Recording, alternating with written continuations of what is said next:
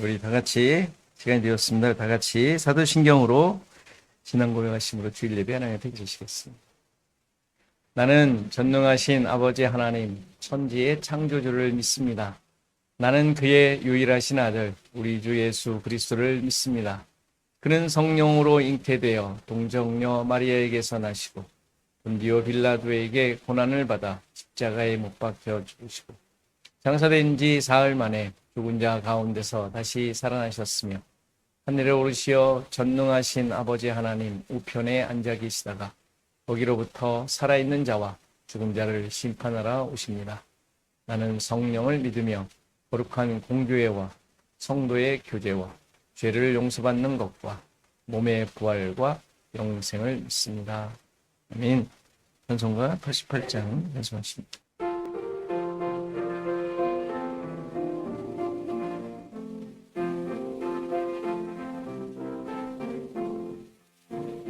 내 진정 사모하는 친구가 되시는 구주 예수님은 아름다워라. 산 밑에 백합화요 빛나는 새벽별 주님 영원할 길 아주 없도다. 내 맘이 아플 적에 큰 위로 되시며 나 외로울 때 좋은 친구라. 주는 저 산 밑에 백합 빛나는 새벽별 이 땅 위에 비길 것이 없도다. 내 맘의 모든 염려 이 세상 보락도 주님 항상 같이 하여 주시고 시험을 당할 때에 악마의 계교를 즉시 물리치사 나를 지키네. 온 세상 날 버려도 주 예수 안 버려 끝까지 나를 놀아보시니. 주는 저 산 밑에 백합 빛나는 새벽별 이 땅 위에 비길 것이 없도다. 내 맘을 다하여서 주님을 따르면 길이 길이 나를 사랑하리니. 물불이 두렵지 않고 창검도 겨우 주는 높은 산성 내 방패시라. 내 영혼 먹이시는 은혜 누리고 나 친히 주를 뵙기 원하네. 주는 저 산 밑에 백합 빛나는 새벽별 이 땅 위에 비길 것이 없도다. 아멘. 252장.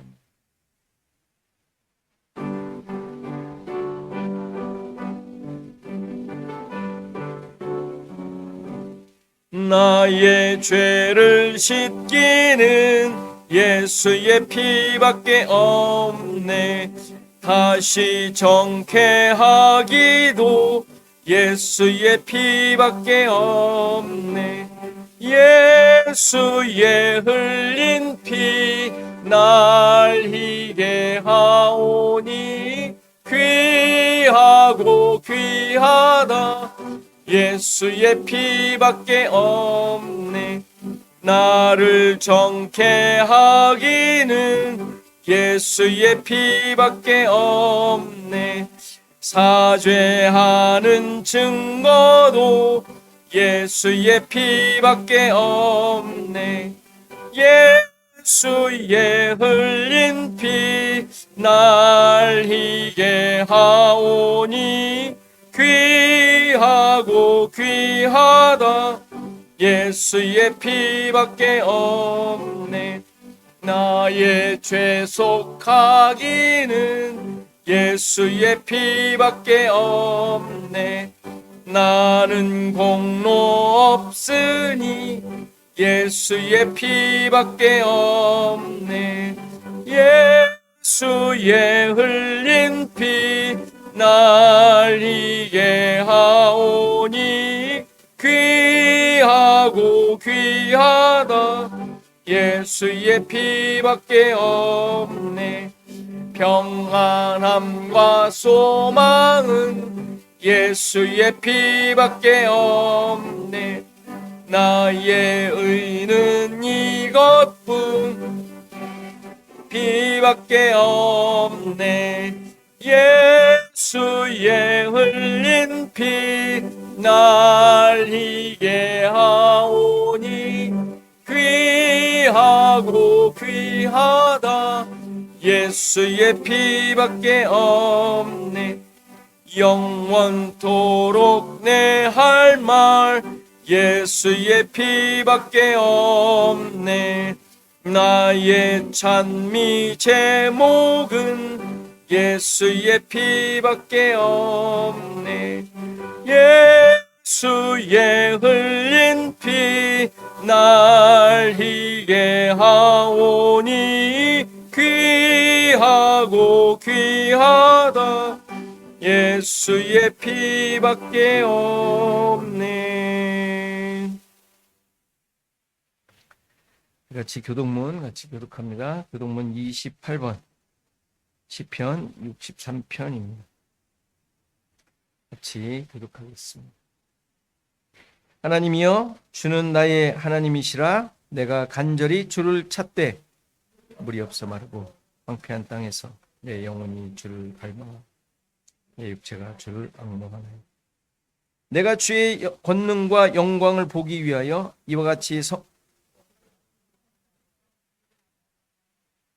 주의 인자하심이 생명보다 나음으로 입술이 주를 찬양할 것이라. 이러므로 나의 평생에 주를 송축하며 주의 이름으로 알며 골수와 기름진 것을 먹음과 같이 나의 영혼이 만족할 것이다. 나의 입이 기쁜 입술로 주를 찬송하되 내가 나의 침상에서 주를 기억하며 새벽에 주의 말씀을 작은 소리로 주의 때에 하오리니 주는 나의 도움이 되셨습니다. 내가 주의 날개 그늘에서 즐겁게 부르리라. 아멘.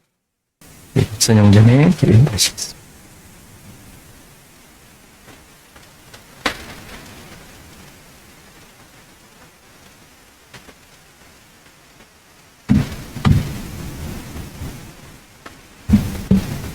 사랑과 은혜가 풍성하신 하나님 아버지, 한 해 한 해 삶의 모든 순간마다 저를 지켜주시고 인도해 주심 감사합니다. 보이지 않는 곳에서도 보호해 주시고 넘어질 때마다 다시 일어설 수 있는 힘을 주시는 하나님의 은혜를 기억합니다.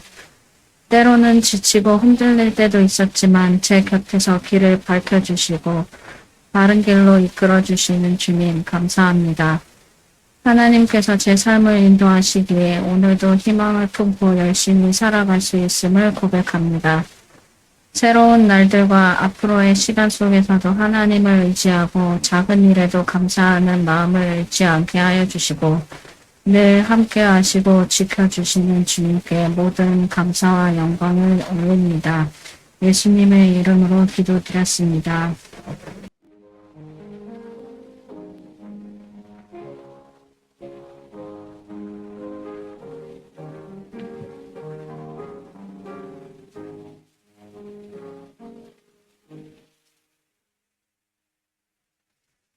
시간 다 일어나셔서 하나님의 말씀 받으시겠습니다.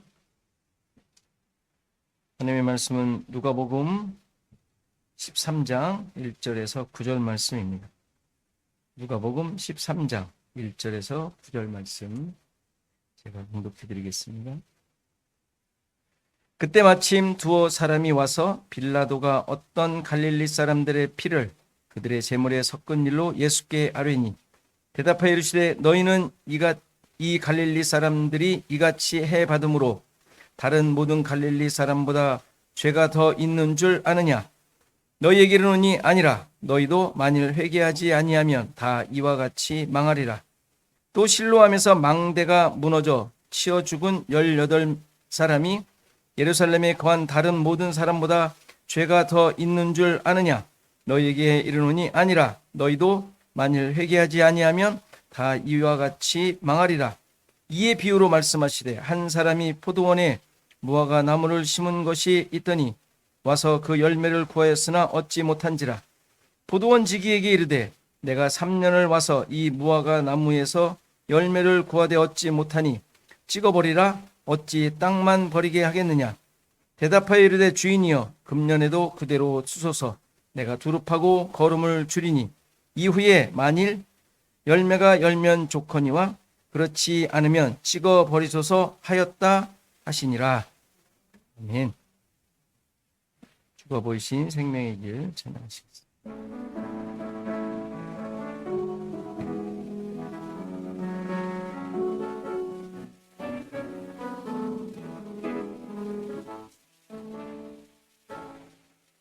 주가 보이신 생명의 길 나 주님과 함께 상한 마음을 들이며 주님 앞에 나가리.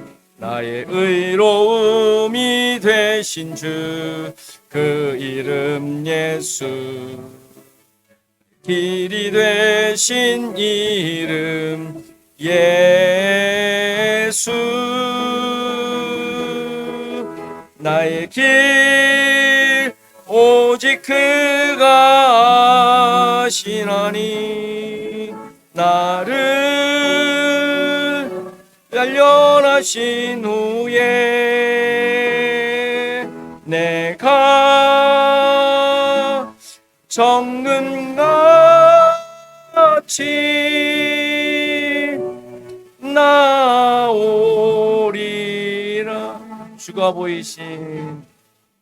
주가 보이신 생명의 길 나 주님과 함께 상한 마음을 들이며 주님 앞에 나가리. 나의 의로움이 되신 주 그 이름 예수. 나의 길이 되신 이름 예수. 나의 길 오직 그가 아시나니 나를 떠나신 후에 내가 정금같이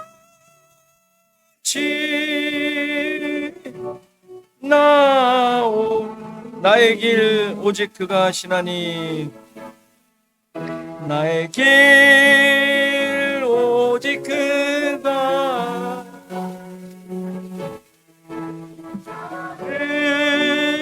단련하신 후에 내가 정금같이 나오리라. 아멘. 지금 정금이 되고 있는 중, 단련되는 중. 자, 인사하십시다, 서로. 안녕하십니까? 평안하십니까?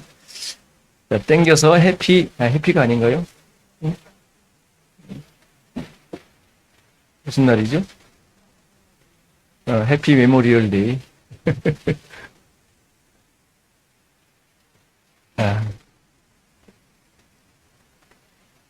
경제가 어렵다고 하지만 그래도 할 건 다 하는 것 같습니다. 뉴스 보니까 시애틀의 IT 기업들이 다 감원하니라고 이거 난리라고 그러는데. 아무튼 여러분들 건강하시고 또 평안하시고 단련되시고 정금이 되시기를 바랍니다. 자, 이렇게 오랜 휴가를 다 보내시고 오신 우리 집사님 환영합니다. 아직 시차 적응 중이라 많이 이렇게 몸 컨디션이 혹시 이렇게 집중이 안 되더라도 이해하시길.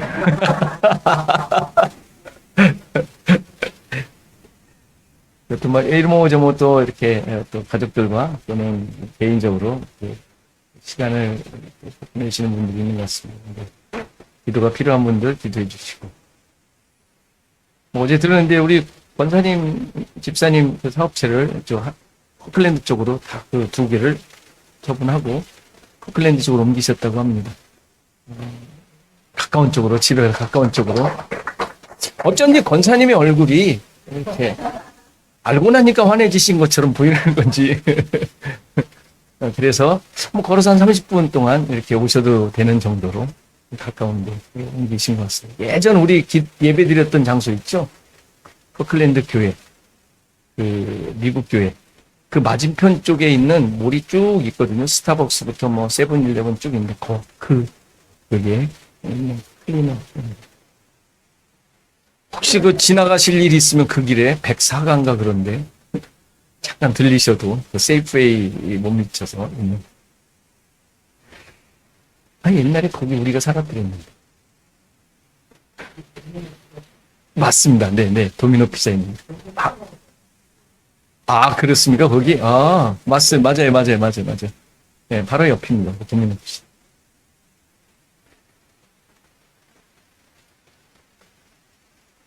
자, 사사기 이제 룻기로 가고 있습니다. 여러분들 잘 따라주시고 열심히 읽어주시고. 어느 분이 기도 순서가 이렇게 빨리 오냐고 이렇게 말씀하시는 분이 있는데 뭐 빨리 오면 좋지 않습니까? 힘들지만 좋잖아요. 나의 신앙을 또 점검하고 고백하고. 그래서 이제 나집사님도 이제 곧 들어갈 것 같습니다. 이제 들어오시고 뭐 가시기 전까지 빨리 하셔야죠. 요 다음에 주은이 다음에 이제 28일 날 그러니까요. 이제 우리 맞습니다. 지금 그 얘기 하려고 꺼낸 거예요. 실은 그 얘기 하려고. 그래서 이게 준비는 하면서 준비가 되는 것 같아요. 나의 모습과 이런 것들이. 아무튼 애써주시고 많은 분들이 다 참석, 많은 분들이 아니죠. 모든 분들이 다 참석을 해서 이렇게 함께 은혜를 나누고 또 고백을 나누는 그런 기회가 됐으면 좋겠습니다. 우리 기도하고 말씀하시겠습니다. 하나님, 여러 가지 상황들이 세상의 즐거움으로 또 자기의 만족으로 흘러가고 있는 것을 보게 됩니다. 힘들고 어려운 상황들 같지만 나를 위하여 또 나 중심적으로 모든 것을 이해하고 또 이루어가는 모습들 속에서 하나님의 백성으로서 하나님의 다스림을 받는 자들로서 하늘나라의 기준과 가치를 가지고 있는 자들로서 그 모든 상황 속에 그 놀라운 하나님의 은혜와 사랑을 드러내는 그렇게 서 있는 우리의 삶이 되게 하옵소서.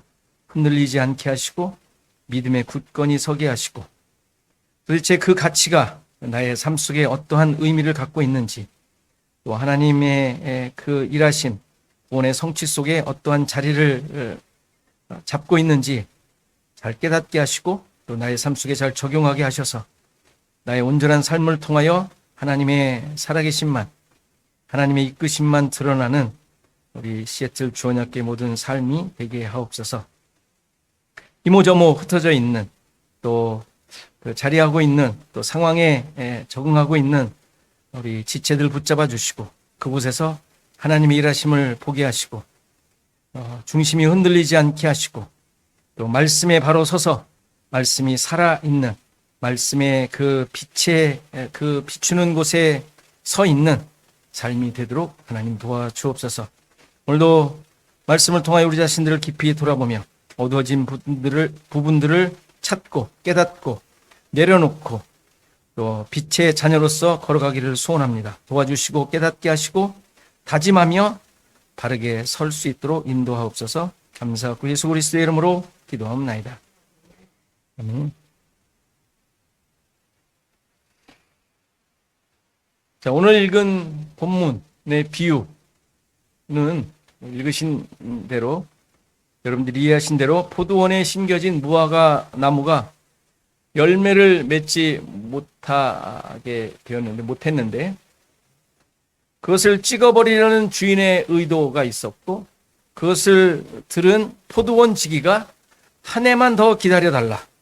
한 해만 더 시간을 주시면 내가 잘 관리해서 열매를 맺도록 하겠다고 하며, 열매를 맺지 못하면, 그래도 맺지 못한다면, 그때 찍어버리라. 고 부탁하는 내용이에요. 그렇게 끈한 내용이 아닌 것 같죠? 쉽습니다. 이해하기 쉽습니다. 바로 그 내용입니다. 주인의 의도도 말이 되고, 또 포도원 지기도 또 한번 그렇게 시도를 해보려는 그의 의도도 이해가 됩니다. 그렇다면 여기서 무화과 나무의 열매, 그 열매를 맺는다라는 말의 의미가 무엇인지 우리가 깊이 생각해 볼 필요가 있습니다. 이 포도원에 심겨진 무화과 나무가 정말 1년 있으면 열매를 맺을 수 있을까요? 그 전반부의 내용을 보면 이 열매가 회개인 것으로 충분히 이해할 수 있습니다. 회개에 대한 이야기가 나오고, 무화과 나무에 열매가 없는 것을 보니, 비유를 하셨으니까 회개의 열매라고 이해할 수 있습니다. 그 전반부에 그 예수님께서 두 가지 사건을 말씀해 주세요. 빌라도가 제사를 드리던 갈릴리 사람들을 학살을 한 것 같습니다. 그래서 그 피가 그 제사에 함께 드려진 내용을 얘기하셨고, 또 실로암의 망대가 무너져 18명이 거기에 깔려 죽은 사건을 말씀하십니다. 그러면서 이 사건들을 말씀하시면서 그 말씀하신 이유가 뭐예요? 그렇게 어이없이 생각지도 못하게 죽은 사람들이 그 외에 죽지 않은 다른 사람들보다 죄가 많아서 그런 일을 당한 것이 아니다 라고 말씀하세요. 충분히 이해가 되죠? 근데 이때는 사람들이 그런 생각을 했단 말이에요. 무슨 사고가 나거나 또 이렇게 장애로 태어나고 그러면 도대체 누구 죄 때문에 부모 죄냐 이런 질문이 있었잖아요. 본인의 죄냐. 그러니까 그 사람에게 뭔가 잘못이 있으니까 욥기에서도 그대로 욥에게 따졌던 듯이 네가 뭔가 잘못했으니까 이게 일어나지 않았을까. 이 생각들이 이 사람들에게 쫙 깔려 있었어요. 근데 그것이 아니라라고 말씀하시는 거예요. 절대 그 사람들이 죄가 더 있어서 뭔가 잘못이 있어서 그것으로 보복당한 거나 화를 당한 것이 아니다 라고 말씀하시면서 뭐라 그러세요? 너희도 만일 회개하지 아니하면 다 이와 같으리라. 이상하죠? 누구에게나 일어날 수 있는 일이다. 죄가 있어서 일어난 게 아니다. 그런데 너희들도 회개하지 않으면 이처럼 망할 거야. 앞뒤가 맞습니까? 안 맞습니까? 맞는 것 같지 않아요? 죄가 많아서 일어난 게 아니라 그러면서 야, 니들 죄 있는 거 회개해야 돼. 이런 뉘앙스로 들리잖아요. 안 하면 지금 이 사람처럼 된다는 얘기잖아요. 그렇게 이해가 되지 않습니까? 이게 쉬운 비유 같았는데 쉬운 비유가 아니에요. 너희도 회개하라. 그러니까 너희들도 회개하라. 라는 말 같은데 그렇게 회개하면 저 사람들이 당한 것 같은 것 당하지 않을 것이다. 이렇게 이해가 되잖아요.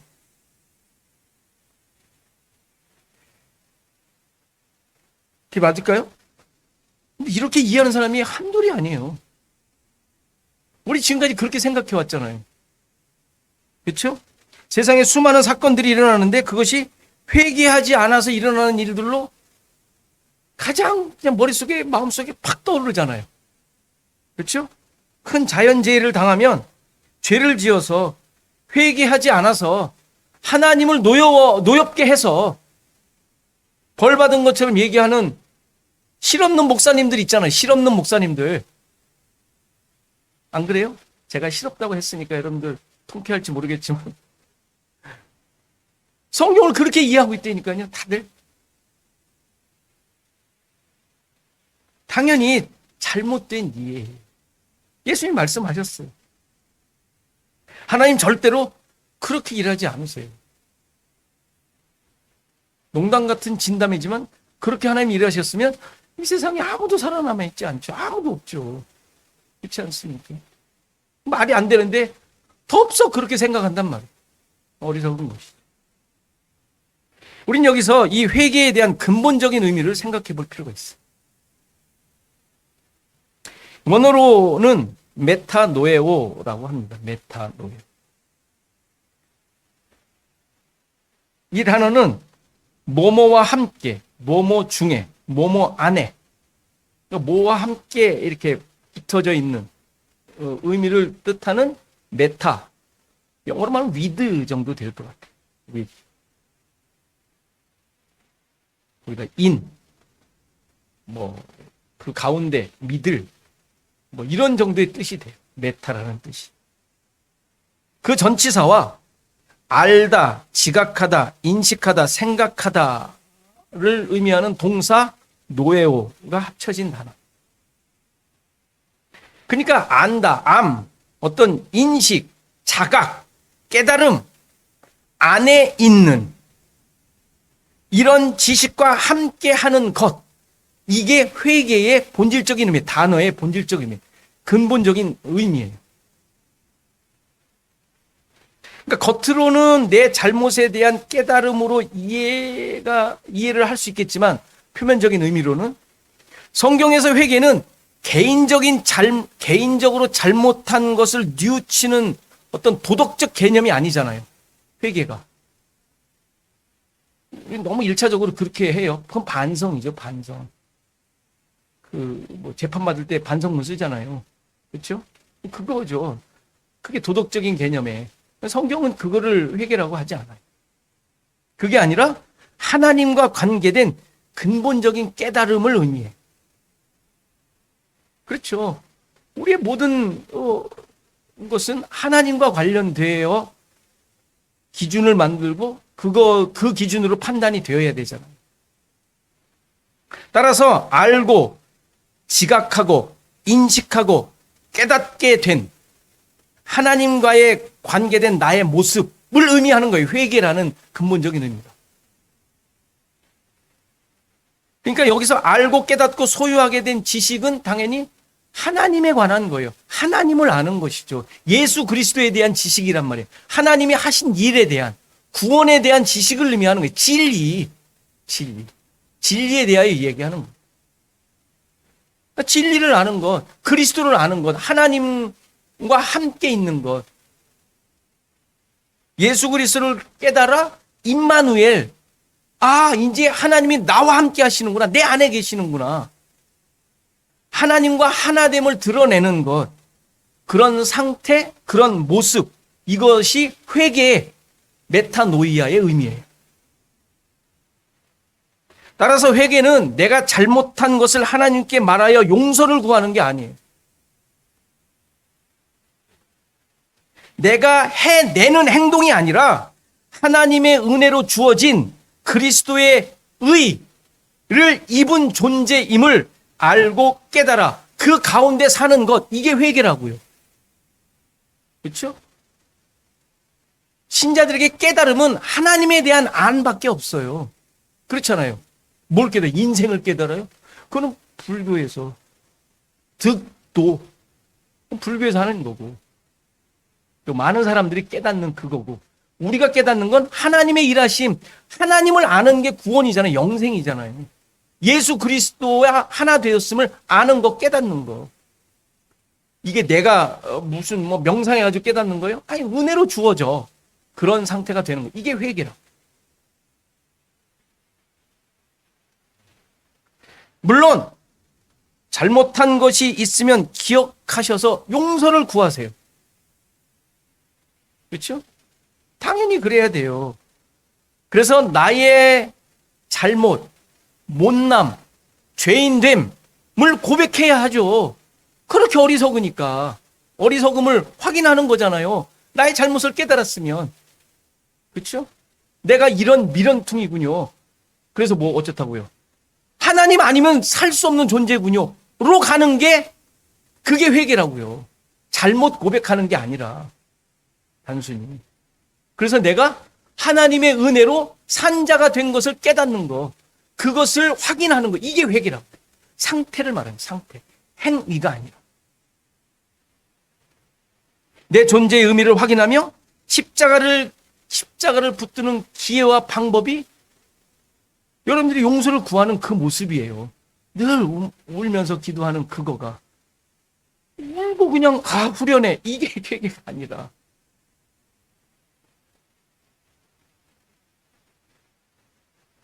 잘못에 대해 뉘우치던 죄인됨을 고백하던 어떤 모습이든 중요한 요소는 내가 하나님의 백성이며 하나님의 자녀이며 그리스도와 하나된 존재라는 사실을 확인하며 자신의 정체성을 분명히 알고 사는 것. 이게 회개예요. 그러니 신자는 이것을 아는 그런 상태에 있는 자들은 대충 살거나 막 살 수 없는 거예요. 그렇죠? 그런 존재인 걸 알았는데, 깨달았는데, 그래서 하나님과 함께 된 자들, 예수 그리스도가 머리 된 자들임을 알고 있는데 어떻게 이렇게 하면서 대충 살 수 있겠냐고요. 요령껏. 말이 안 되잖아. 훨씬 돌을 닦는 사람들보다 더 예민하게, 더 자신을 돌아보며 살아야 되지 않겠어요? 당연한 거예요. 어딜 가든지 무슨 일을 하든지 그리스도 중심, 하나님 중심, 하나님의 인도하심을 쫓는 자들이지 나 중심적으로 할 수 없는 것이죠. 이런 회개가 없는 자들은 다 망할 것이라고 경고하신 거예요. 앞부분 1절부터 5절. 그리고 이에 대해 비유를 말씀하신 것이 열매 맺지 못한 무화과 나무 비유로 말씀하신 거예요. 흔히 포도원을 비유할 때 그 포도원의 주인은 하나님. 그렇죠? 그래서 포도원 지기가 나오죠. 포도원 지기는 예수님, 예수 그리스도. 포도원은 당연히 하나님 나라, 하나님의 통치가 있는 곳, 이스라엘 자체를 얘기할 수도 있고요. 의미하기도 하고요. 그리고 포도원에 심겨진 무화과 나무는 뭘 의미하겠어요? 포도원의 나무, 포도원에 왜 무화과 나무가 심겨져 있죠?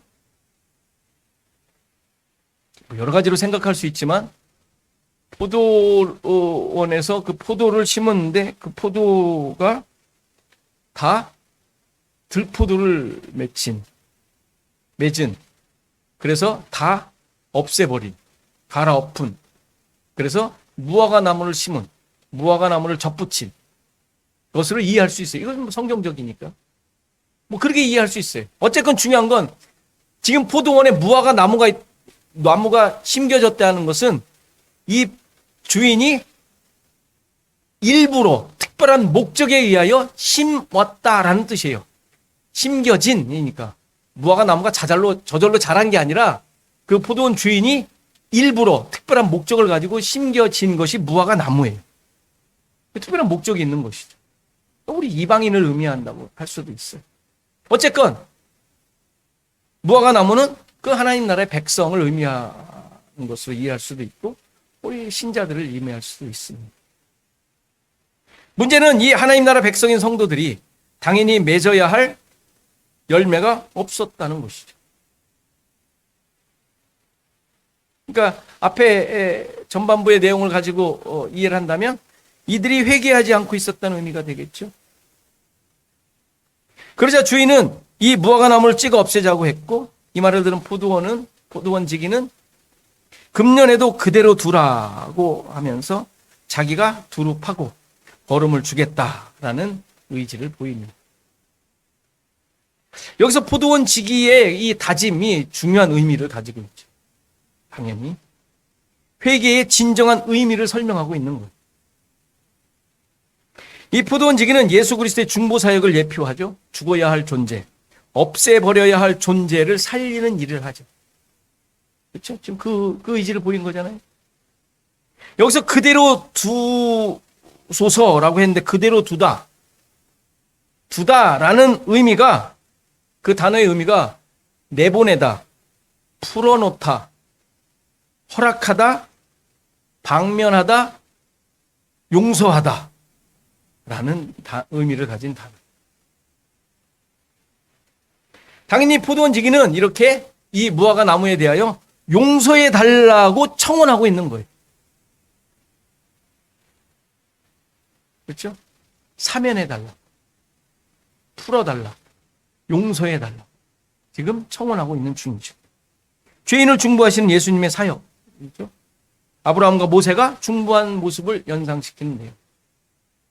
실제 십자가상에서 예수님은 십자가 밑에서 예수님을 죽이 십자가에 단 군병들이 옷을 찢고 있는 그들을 향하여 저들이 행하는 것을 알지 못합니다. 용서해 주소서라고 중보를 하셨는데 그 용서해 달라고 했을 때 똑같은 단어. 그대로 두소서가 용서해 주소서와 똑같은 단어. 여기서는 그렇게 해석을 했고 여기서는 그냥 그대로 두소서라고 해석을 한 것이죠. 그리고 이 포도원 지기가 한 말 중에 또 하나 중요한 단어가 뭐겠어요? 거름을 준다라는 사실이죠. 거름을 준. 거름은 뭐죠? 여러분들 거름이 뭐죠? 거름 아시잖아요. 그렇죠? 그 심겨진 것들에 생명력을 주어 잘 자라게 하죠. 근데 거름 자체는 어떤 존재예요? 썩은 존재. 생명이 없는 존재. 죽은 존재죠.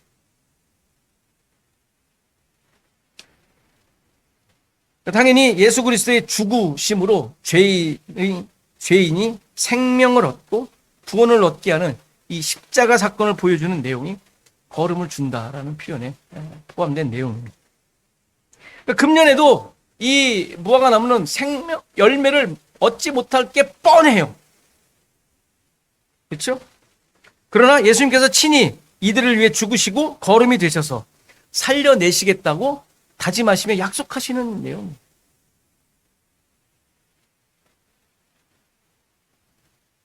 그렇게 함으로써 이 무화과 나무가 자신이 어떤 존재가 되었으며 어떻게 열매를 맺게 되었는지, 어떤 생명의 역사가 자신에게 일어났는지 깨닫게 하는 것이 지금 이 포도원 지기가 약속하고 있는 내용이죠. 십자가의 약속을 하고 있는 거예요. 십자가의 약속. 이것을 깨닫기를 원하는 거예요. 이게 회개라는 것이죠. 이런 내용 우리가 잘 알듯이 요한복음 15장에도 그대로 있죠. 포도나무와 가지 비유가 있지 않습니까? 1절부터 보면 15장 요한복음, 나는 참 포도나무요 내 아버지는 농부라. 물은 내게 붙어 있어 열매를 맺지 아니하는 가지는 아버지께서 그것을 제거해 버리시고 물은 열매를 맺는 가지는 더 열매를 맺게 하려 하여 그것을 깨끗하게 하시느니라. 몇 번 제가 이것을 설명을 했었는데 그 이전에 열매를 맺지 아니하는 가지를 제거해 버린다는 표현이 나옵니다. 심각한 오역이라고 말씀을 드렸었는데, 그래서 제거하다는 단어의 의미가 들어올리다라는 단어 의미. 물론 제거하다라는 의미도 있어요. 근데 지금 여기서는 농부가 어떤 일을 하는지를 표현하는 내용인데 왜 제거해 버리시는 것으로 해버리는지 모르겠어요. 내게 붙어 있어 열매를 맺지 아니하는 가지인데 내게 붙어 있어. 자기가 붙었나? 가지가? 아니잖아요. 접붙임 받은 가지잖아요. 그렇죠? 아니, 저절로 자란 가지예요? 우리들은 접붙임 받은 자들이잖아요. 그렇죠? 우리들을 적용시켜야죠. 근데 붙어 있는 열매를 맺지 않는 가지를 제거해 버리시는 건 말이 안 되잖아요. 공로주의가 되잖아요. 그렇죠? 그러니까 여러 가지 뜻이 있을 때 구원론적으로 해석을 했었어야 돼요. 번역을 했었어야 돼요. 그것을 아버지께서 어떻게 하세요? 들어 올리시는 거예요. 열매를 맺도록. 그리고 열매 맺는 가지는 더 맺게 하려고 그것을 깨끗하게 하시고. 이게 맞잖아요. 여러분들 열매 못 한다고 그냥 그냥 싹둑 잘라버리시면 좋겠어요? 여러분들? 여러분들 열매 맺었어요? 열매 못 맺고 있는 것 같은데요? 잘라버리실까요? 아니잖아요. 열매를 맺지 못하는 죽어야 할 존재이지만 열매를 맺게 하도록 들어 올리시는 것이 농부 하나님 아버지의 일하심이잖아요. 그것을 위하여 예수 그리스도를 보내셨고, 그러니까 이것은 열매를 맺게 되는 것은 당연히 하나님의 은혜와 사랑으로 말미암아 맺게 되는 것임을 보여주는 거예요. 이렇게 내 존재가 다시 살아나 하나님이 원하시는 열매를 맺을 수 있게 되었다는 사실을 깨닫고 고백하는 것이 포도나무에 붙어 있는 가지의 모습인 거예요. 회개, 메타, 노예. 열매 맺는 가지는 자기 스스로 할 수 없잖아요. 어떤 것도. 포도나무로부터 수액도 받아야 되고 스스로 그 수액을 받아 자라나야 되잖아요. 자기가 자라나는 게 아니라 수액을 받아. 전적인 은혜일 뿐만 아니라 하나님의 역사가 있어야 하는 존재인 거예요. 이것을 깨닫고 아는 것이 붙어 있음을 증거하는 거예요. 그렇죠? 여러분들 알고 있어요? 여러분들의 삶이 하나님의 은혜이며 인도하심이라는 것을 아세요? 고백하세요? 그게 붙어 있음의 증거라고요. 그리고 이것이 회개인 거예요. 회개. 메타노예요. 이것을 어디 가운데 뭐와 하나됨을 깨닫는 거. 메타노예요. 당연히 이 가지는 열매를 맺게 되겠죠. 맺히겠죠. 자기가 맺는 게 아니라 여러분들이 주렁주렁 사과를 다는 게 아니라 달려고 그러세요. 왜 자꾸.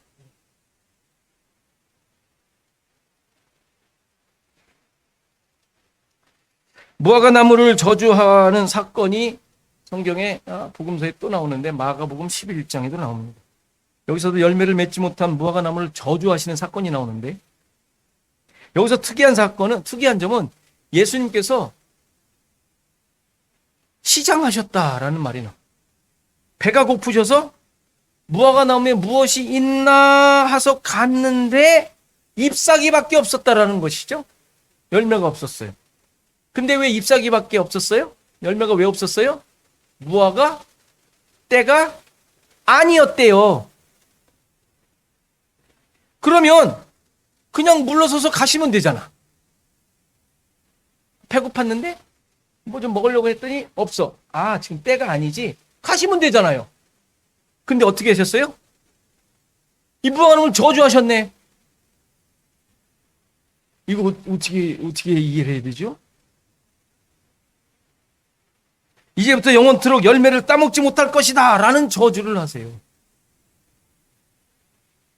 무화과 때가 아니어서 열매가 없는 것인데 내 배고픔을 해결하지 못했다고 저주를 한 격이 됐어요.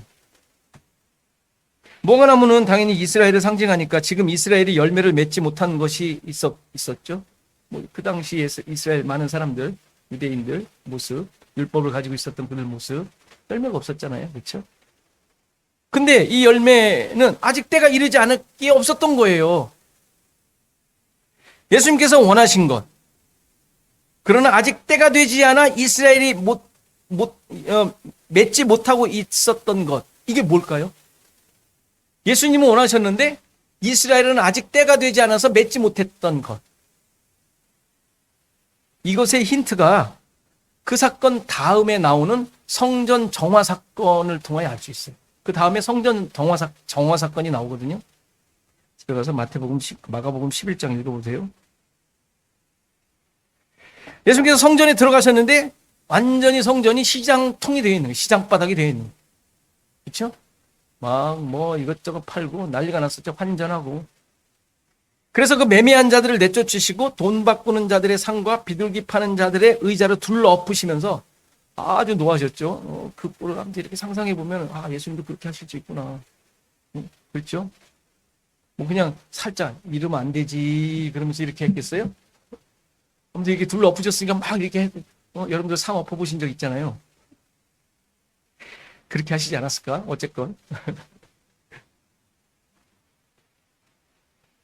그러면서 내 집은 만민이 기도하는 집이라 칭함 받으리라 하지 아니하였느냐? 너희는 강도의 소굴을 만들었다라고 책망을 하시는 사건입니다.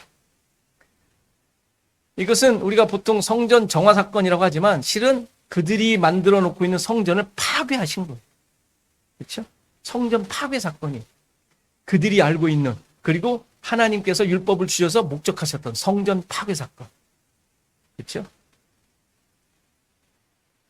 그들이 가지고 있는, 믿고 있는, 아주 그냥 기둥처럼 붙잡고 있는 그 성전, 율법, 제사를 깨뜨리시면서 하나님께서 허락하신 율법의 참 의미를 깨닫도록 하시는 거예요. 그냥 화풀이 하신 게 아니라, 예수님이 뭐 화풀이 하셨겠어요. 그 하나하나가 하나님의 뜻을 전달하시는 행동인데, 하나님의 백성들이 율법을 통하여 얻어야 할 진짜 의미, 하나님의 구원이 무엇인지, 너희들이 어떤 존재인지, 그것을 통하여 어떤 존재가 되어야 하는지를 깨닫도록 하신 행위였던 것이죠. 그러니까 이 사실을 깨닫지 못하는 이스라엘이었기에 열매가 없는 거예요. 없었던 거예요.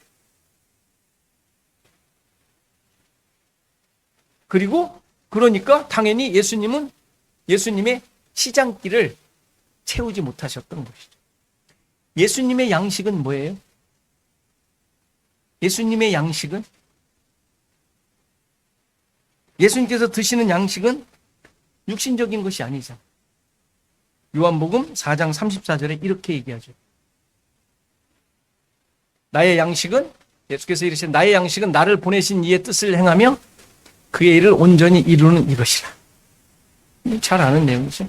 그렇죠? 하나님의 뜻을 행하는 것, 그 일을 온전히 이루는 게 뭐예요? 구원, 십자가. 지금 무화과 나무의 열매로 비유한다면 이스라엘의 율법을 통하여 하나님의 구원 계획을 깨닫고 예수님 앞으로 나아오는 것. 그렇죠? 이게 예수님의 양식이란 말이에요. 이걸 찾으셨다는 거예요. 이거를. 정말 배고파서 요기를 때우려고 했던 얘기가 아니에요. 율법으로는 불가능함을 깨닫고 죄인임을 발견하여 항복하는 것. 예수님 앞에 나오는 것. 세례요한 앞에 나와 무릎 꿇는 것. 근데 이것이 이제 십자가 사건으로 완성될 것이기에 아직 때가 이르지 않았다라고 표현한 거예요. 그렇죠? 시간적으로, 역사적 시간적으로는. 그러니까 이제 회개가 뭔지 이제 명확하게 이게 이해가 되죠? 뭐 무릎을 조아리며 엄마 젖 먹을 때 깨물었던 것부터 뭐 이렇게, 그게 회개가 아니라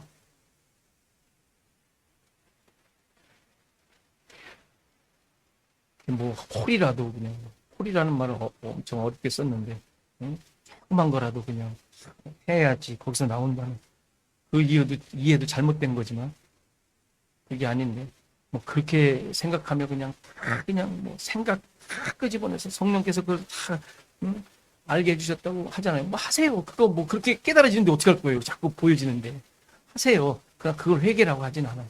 나의 못남과 부질없음과 죄인됨을 확인하는 과정이니까. 신자들은 이러한 하나님의 뜻, 하나님께서 원하시는 존재로 된, 그 원하시는 것이 성취된 자들. 율법을 의지하던 것들이 파괴되었고 세상과 하나 되었던 것들이 이제 갈라져 십자가와 함께 죽고 살아난 자들이. 이것만 알고 고백해도 회개가 성취된 자들이, 회개가 완성된 자들이. 하나님과의 관계가 새롭게 되어 내가 누구인지 자아가 재정립된 자들이. 완전하게. 이건 흔들리지 않는 거예요. 여러분들이 그냥 뭐 1년에 한두 번밖에 고백 안 해서 그렇지 이거는 이미 주어졌고 완성된 거예요. 그렇죠? 여러분들 왔다 갔다 해요. 하나님의 백성, 하나님과의 관계가 하나님과 자녀였던 게 무슨 사생아였다가 신자였다가 막 왔다 갔다 해요. 막 그런 건 아니잖아. 그러니까 이게 회개가 완성된 자들로 표현할 수 있어. 십자가의 약속이 이루어진 자들. 그렇죠? 그래서 이제는 내가 나를 만들어가는 자들이 아니라 나를 통해 하나님의 일하심, 하나님의 은혜, 하나님의 사랑이 어떠한지를 드러내며 사는 자들인 거예요. 얼마나 여러분들의 행동 하나하나를 생각하며 할 수밖에 없지 않겠어요? 이미 그것이 성취되고 완성된 자들입니다.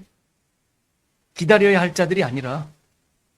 그러니까 지금 여러분들이 천국을 사는 거예요, 천국.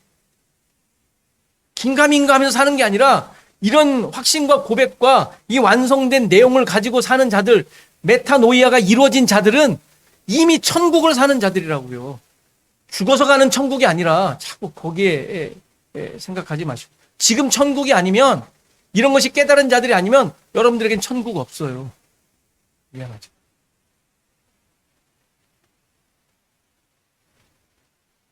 그래서 여러분들의 삶 속에 이런 것들이 드러나는 거예요. 그 모든 삶의 영역에서, 행동에서, 하나하나에서 하나님의 사랑,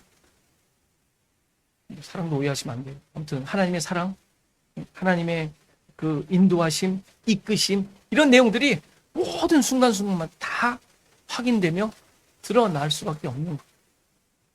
뭔가 그냥 나가가지고 으쌰으쌰 이거 합시다, 선교 갑시다, 막 그냥 해가지고 그래도 내가 뭐 좀 했지, 이게 그 드러남이 아니고 하세요. 할 수 있으면 해야죠. 그런 목적이 아니라 이러한 것이 성취된 자임을 가지고 사는 거예요. 그럼으로써 드러나는 수많은 기쁨과 감사와 찬양들이 있겠죠. 이러한 은혜와 인도하심을 깨달은 자들로서 그 안에 서 사시는 저와 여러분의 삶이기를 간절히 바랍니다. 같이 일어나셔서 294장 연습하시겠습니다.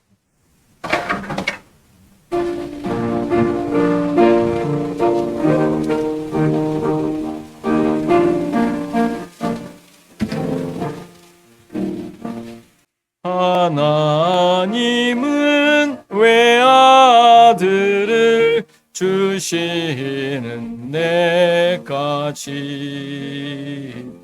세상 사람 사랑하니 참 사랑이로다. 하나님은 사랑 죄악에 빠졌던 우리까지 사랑하니 참 사랑 아닌가. 하나님을 배반하고 멀리 떠난 우리 원수같이 대적하나 사랑하여 주네. 하나님은 사랑이라 죄악에 빠졌던 우리까지 사랑하니 참 사랑 아닌가. 세상 죄를 사시려 우리 죽을 대신 성자 예수 십자가에 고난 받으셔.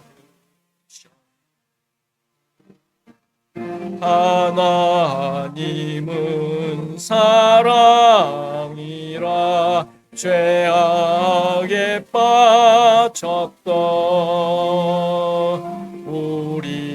우리까지 사랑하니 참 사랑 아닌가.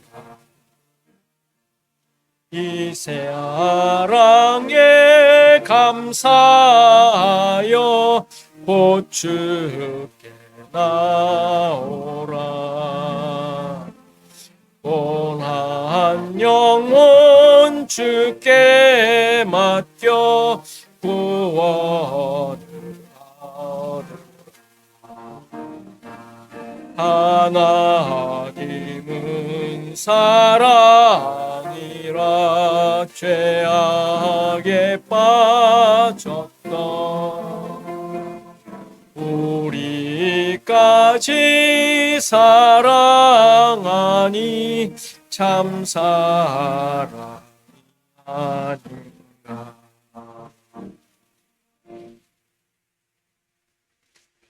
네, 우리 잠깐 기도하는 시간 갖습니다. 바른 회개의 삶이 모든 관계에 다시 세워지게 하소서.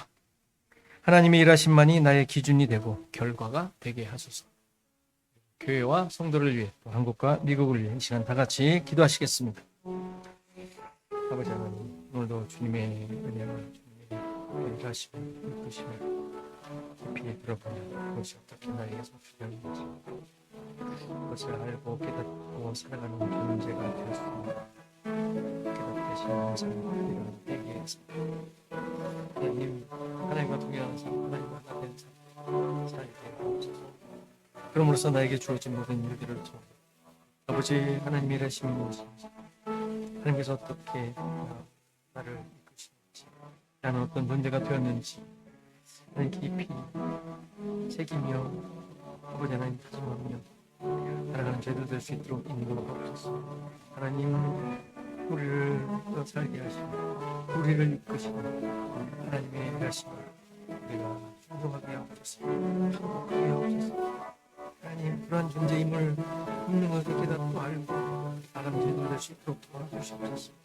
우리를 이끄시고 우리에게 그 모든 성공 가운데 주셔서 하나님께서 말씀을 하고 바라보고 나아갈 수 있도록 하셔서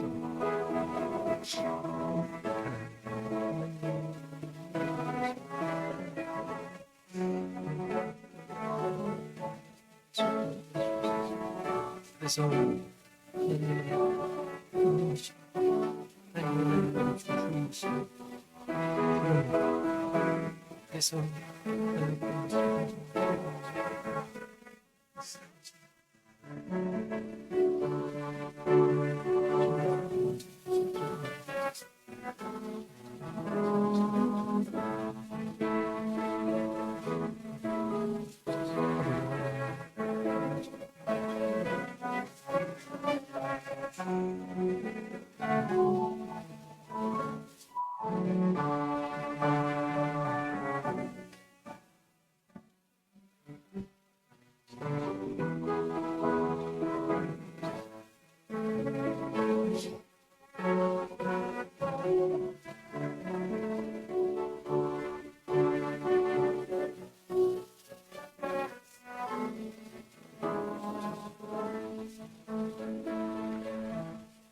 하나님 아버지, 우리를 향하신 하나님의 일하심이 어떠한지 깊이 깨닫고 새기게 하옵소서. 나의 모든 삶 속에 이러한 믿음의 기준이 우리를 향하신 하나님의 일하심의 그 능력과 그 은혜가 우리의 삶에 머물러 있게 하시고 내 생각 속에서 떠나지 않도록 우리를 붙잡아 주셔서 참된 회개의 능력이 이루어진 자로 하나님의 원하시고 또 계획하셨던 그 놀라운 뜻이 성취된 자로 살아가는 우리의 삶이 되게 하옵소서. 내가 애쓰며 힘쓰는 모든 일 가운데 나의 기준이 아닌 하나님의 이끄심의 기준이, 하나님이 원하심의 기준이 바로 세워져 세상의 가치가 무너지고 나를 만들어왔던 겉모습들이 깨어지고, 그래서 하나님 나라의 그 가치와 내용으로 우리의 모든 삶이 다시 세워지고 이끌어지는 우리 모두의 삶이 되도록 인도하옵소서. 이 세상에 정말 불평, 불만, 정말 나를 만족시키는 것이 없는 그런 세상 가운데 하나님의 백성으로 살게 하신 하나님의 분명하신 뜻을 깨닫고 그 가운데 하나님의 백성으로 이러한 하나님의 뜻이 성취된 자로 십자가의 약속이 이루어진 자들로 그 모든 상황들을 감당해 나가는 시애틀 주원학교의 모든 성도들 되게 하옵소서. 이제는 예수 그리스도의 은혜와 하나님의 크신 사랑, 성령의 감화 감동, 교통하시며 함께하심이 오늘 예배한 모든 성도들 머리머리 위에 저들의 생업과 가정과 자손 대대 위에 시애틀 주원학교회 위에 이제로부터 영원토록 함께 계실지어다. 아멘.